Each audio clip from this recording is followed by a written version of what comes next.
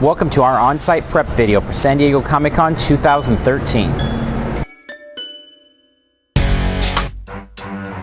Yeah.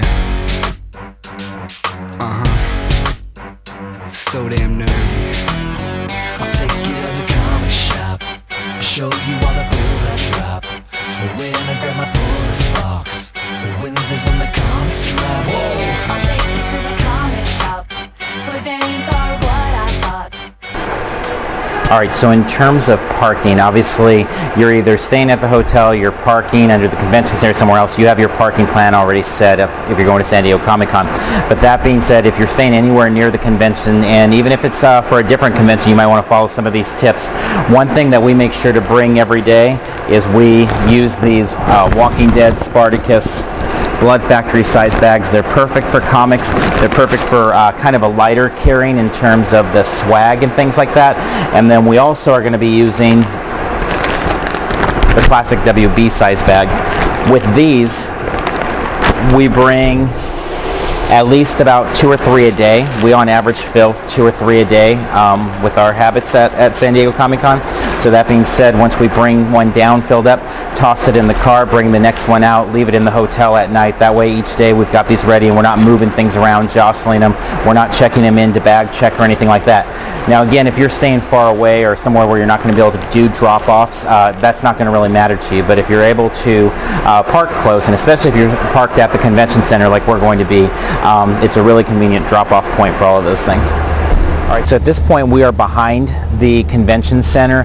The sales pavilion we have back over here, and that is where you're going to find your Hasbro line, your WB line in terms of getting the tickets, Mattel, all of those spots where they're asking you to get in line, to get into raffles and things like that. One of the things that we've seen over the last couple years become kind of common is people coming from the Hilton or coming from the Marriott and trying to get in line back there, and it seems to have about a 20% success rate. What I mean by that is there's employees that are monitoring these lines sometimes, most of the time, and then they'll take them out and make them go all the way around to the front, which is a huge effort to get all around the convention center. So for me, being conservative on all things, I just go ahead and line up the regular way with everyone else out towards the Hall H area, make my way into the regular hall, up the escalator, down outside to Sales Pavilion. That being said, if you want to roll the dice, if you're staying at the Hilton or Marriott, you can try and jump the line basically back here and get into that. But it is just something to be wary of. For those of you looking at the Hall H and Ballroom 20, again, those are going to be things going on back here. There's not a whole lot to be said about that because you're going to see the lines. They're going to be pretty obvious. They're going to be everywhere. And so for those of you that have been to San Diego Comic-Con, you already know that. The main thing I wanted to touch on, though, is the idea for that Sales Pavilion halls, because there was a lot of people last year. And again, it seemed like about 2 out of 10 people would make it through and be able to jump into line right there where it would be the end of the line. The rest, they were sending them all the way back around, and by the time they made it back there, they were probably about another 100 or so deep in line. So it's a kind of a risky proposition. So be careful as you're looking at those lines. One thing you can always do, at least after preview night, is the day before, ask the employees at the booths that you're interested in, whether it's a Hasbro or a WB, ask them their plans for the next day. Not to say that they're always going to actually know or tell you the correct information, because that's a whole other topic, but due diligence at least gives you that, at least gives you the notion that you've done what you can do on your side, and then you make educated guesses from there.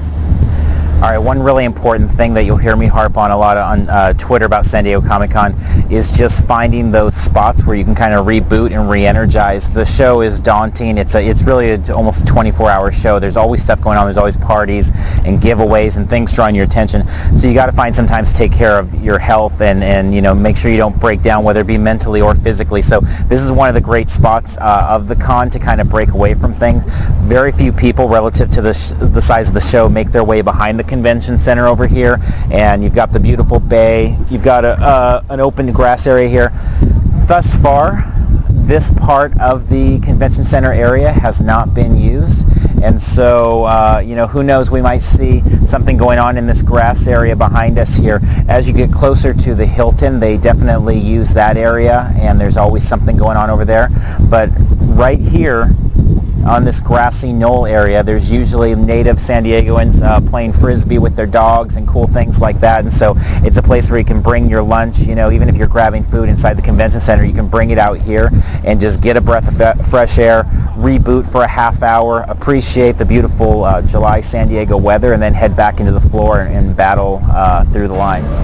Okay, one tip on eating outside of the convention center is Vela over here at the Hilton Bayfront has some really great food, and it's definitely a place where you can find a little bit of star watching in there. There's several times you'll see different comic creators, producers, directors, things like that passing through and eating.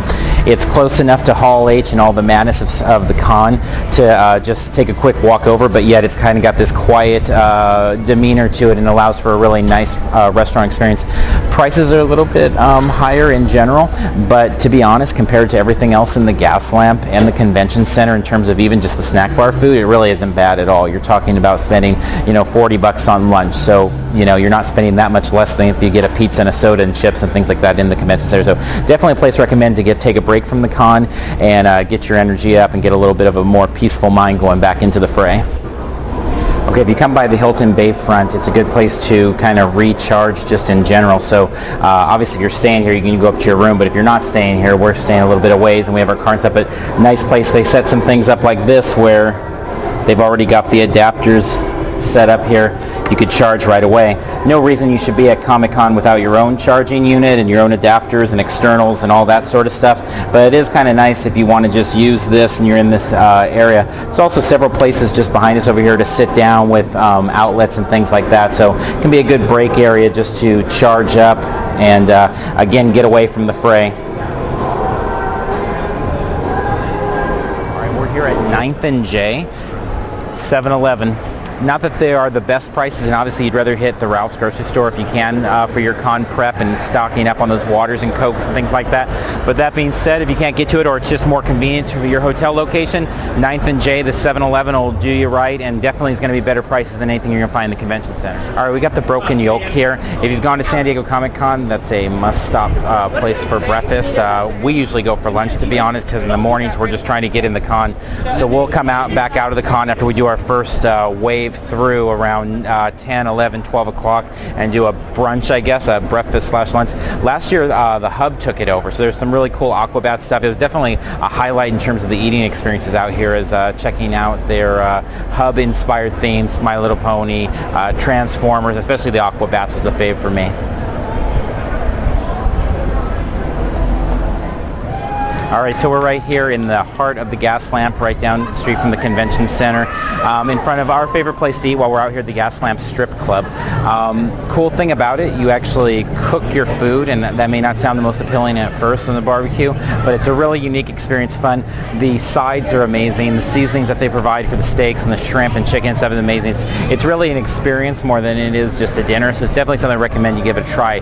It'll be super busy at night, so might be something you want to do lunch, or if you're coming in a couple days early, those are great times to do it too. It's a definite must experience in terms of eating in the Gaslamp. All right, so here we are actually making our way over to the Marriott, and we're just stopping real quick to film here this pathway in, because this is where the fulfillment room is located in here, and you'll find lots of people dropping tickets along the way as they come in. So always be checking out the ground and you'll see those little fulfillment room tickets. We usually pick up 5 or so more items each year from, even though we didn't go to those panels, of just tickets we find on the ground. So look around at the floor all the time, but especially when you're on this walk over to the Marriott. One more important note about the fulfillment room is there's a rumor that usually goes pretty rampant on Sundays, if not earlier, that at the close of the fulfillment room that they'll start giving out anything that's left over. And so there's usually a lot of vultures kind of hanging around when we go to pick up our stuff on Sunday, waiting to see, hey, there's going to be 7 more Man of Steel shirts left, maybe they'll give them to us. To this point, we've never seen that rumor validated. We've been there at close, we've been there when they've locked it down, and we've not seen that happen the last couple of years. It's not to say it couldn't happen this year or that it hasn't happened before, just in us going there on Sundays after everything's closed and it's only volunteers. The rumor I've heard from volunteers in the fulfillment room is that if anybody gets those things, it's them.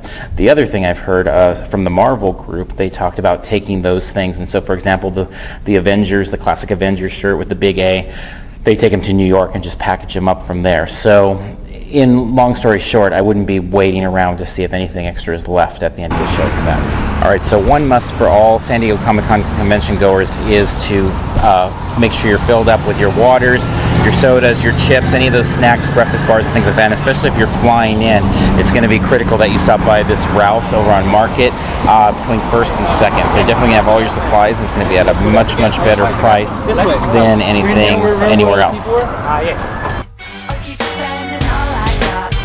Keep reading till the series stops. I'll take you to the show you all the bills I drop. When I grab my pull-ups box. Wednesdays when the comics drop. Whoa. I'll take you to the comic shop, but variants are what I thought. I'll keep spending all I got. Keep reading till the series stops. Whoa. I'll take you to the comic shop. Show you all the bills I drop. When I grab my pull-ups box. Wednesdays when the comics drop. Whoa. I'll take you to the comic shop, but variants are what I thought. I'll keep spending all I got. Keep reading till the series stops. I see you girl with that little purple dress on. I see you at the next Comic Con.